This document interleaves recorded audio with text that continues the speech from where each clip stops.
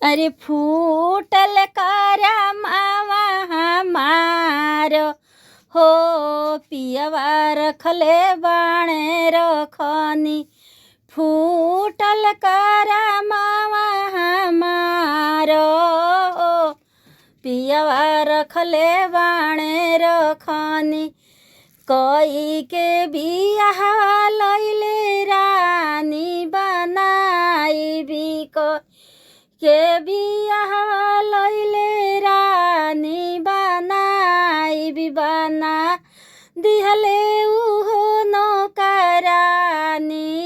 हो पिया रखले बाणे रखनी बना दिहले हमके नौकरानी हो पिया रखले बाणे रखनी। सांझ सबेरे सासु के तेलावा लगावनी। सांझ सबेरे सासु के तेलावा लगावनी।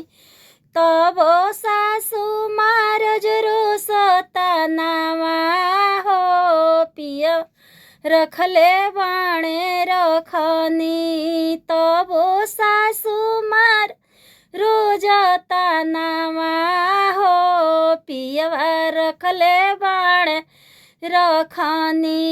सांझ सबेरे गोतिन के टहल बजावनी। सांझ सबेरे गोतिन के टहल बजावनी।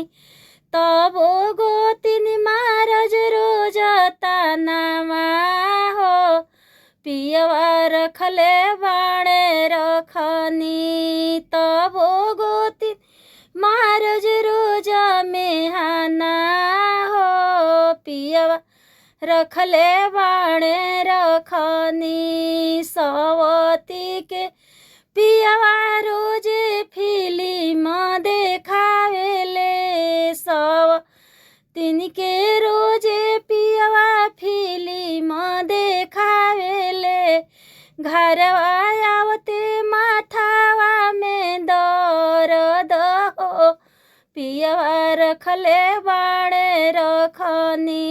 घरवा आवते माथावा में दर्द हो पियवा रखले बाणे रखनी। कोई के बियाह लै रानी बनाई भी कोई के बियाह लैले रानी बनाई भी बना दियल हमके नौकरानी